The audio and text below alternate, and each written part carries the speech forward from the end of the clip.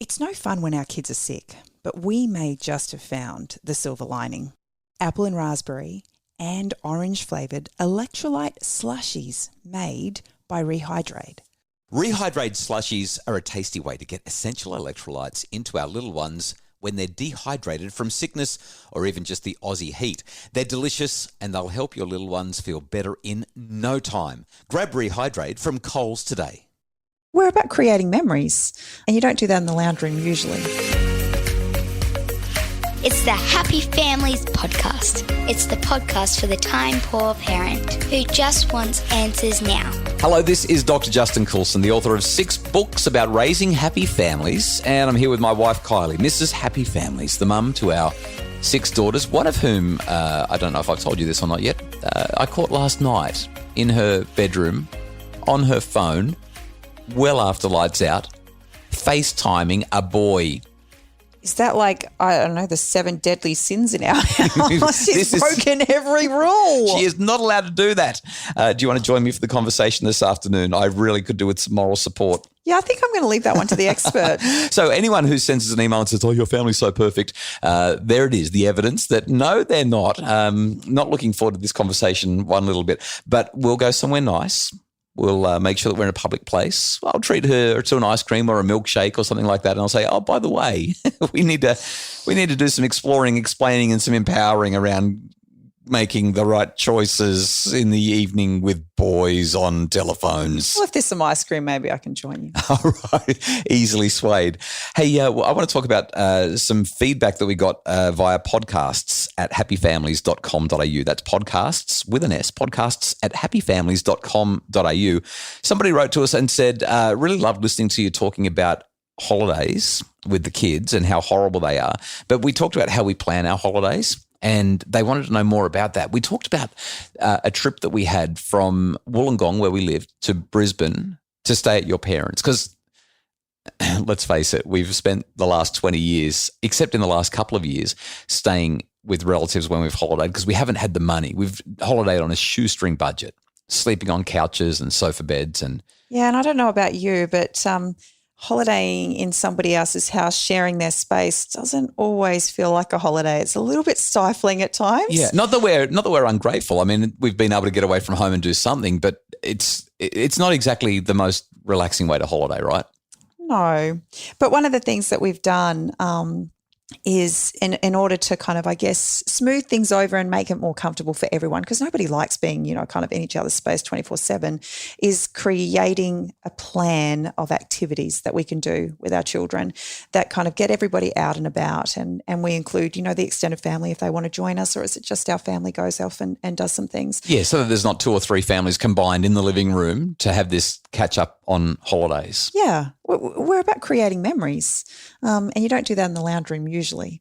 So we've really enjoyed finding ways to kind of explore the surroundings, and our trip to Brisbane was definitely one that we've remembered. Yeah, so the feedback was basically, how do you plan one of those holidays? So in a nutshell, what happened was we stayed with your parents, but every single day we were out and about doing things that were low cost or no cost. So one of the things that I tried to do was kind of create, a mind map of the energy that was required for each activity, because we had young children. So I wanted to make sure that if we did a high impact, high energy required activity, that we had a rest day where we did something that was low key or didn't cost as much because the day before did.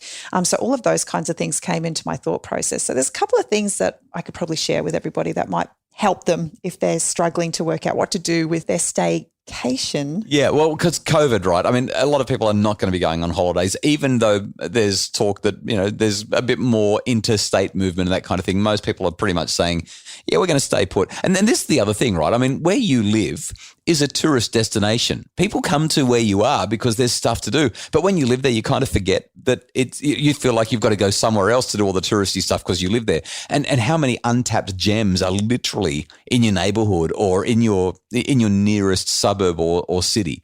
So let's say, I mean, we're based in Brisbane. Let's say we're going to plan a staycation and somebody's listening to this who says, I just want to really get my Christmas staycation sorted out. I like what you said already, and I want to just really put a line under this.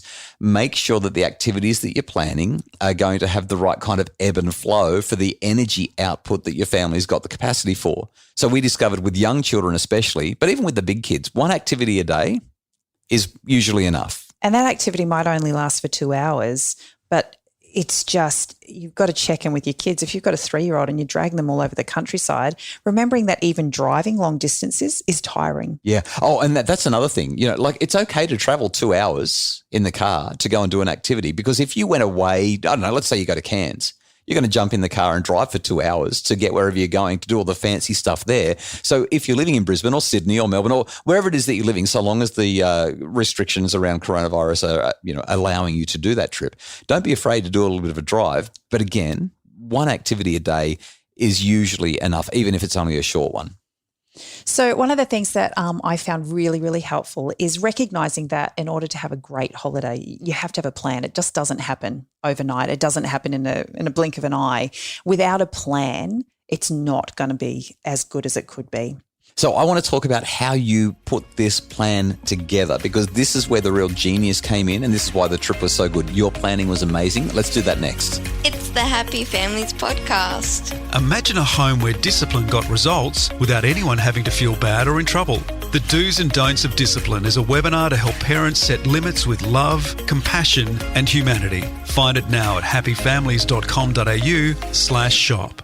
It's the Happy Families Podcast, the podcast for the time-poor parent who just wants answers now. And we're talking about how to plan, literally how to plan and get the ebb and the flow and the energy and the costs all right for your Christmas staycation, because with COVID, who wants to go anywhere? So I think one of the most important things to remember is that planning actually takes time. Yeah. And if we try and do it the day before kids finish up for the school term or whatever, we're actually going to really struggle.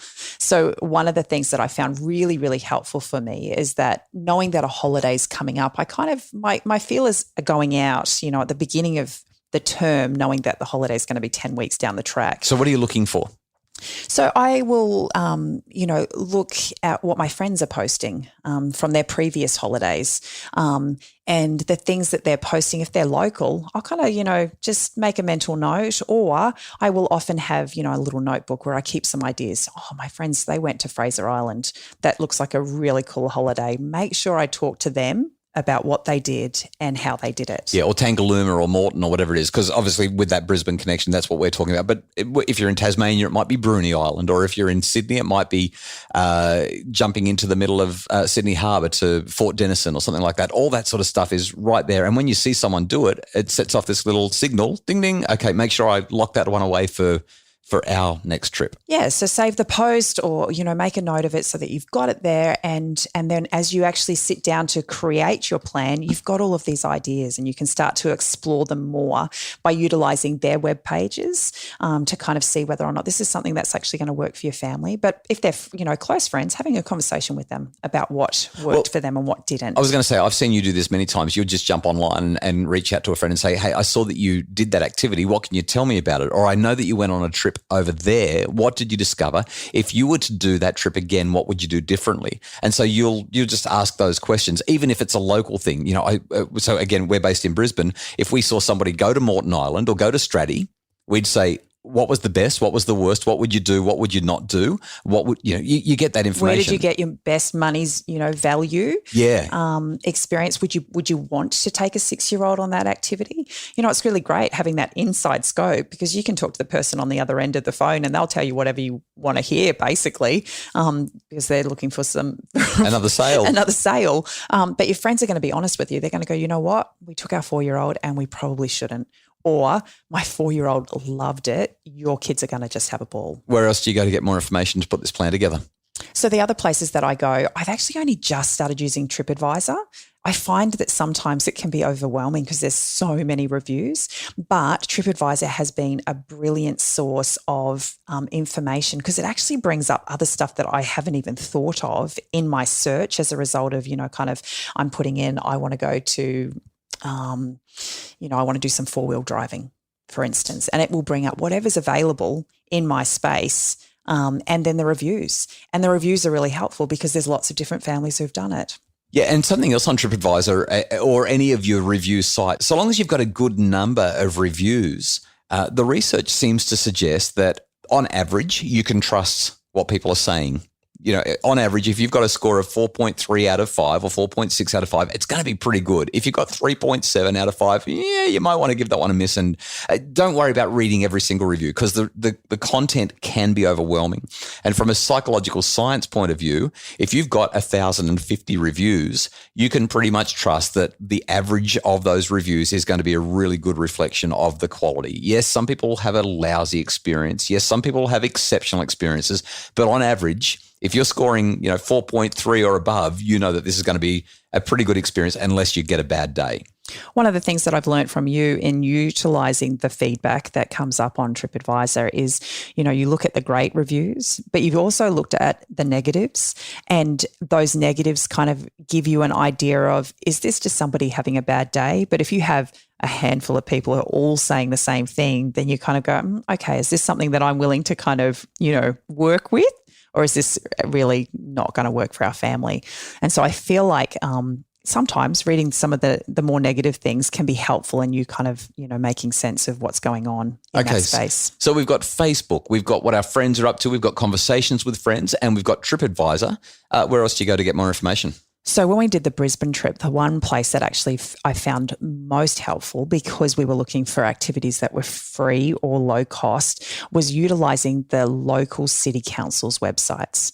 They gave me a plethora of opportunities to tap into for the kids in the school holidays. They tell you things like what free activities are available in the shopping centres and where, what time they'll be.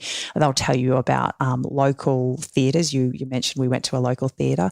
They kind of were able to tap into that, and kind of those amateur theatre plays are really good for the young kids. We went and saw Charlotte's Web. Yeah. And the kids have got a picture with the little pig, and he had, his like egg cup nose, and his little pink face. I mean, the reality is that theatre production was terrible. It was a totally amateur theatre production, but we went with the kids and with the cousins, and I don't know, maybe it cost $10 a head or something like that.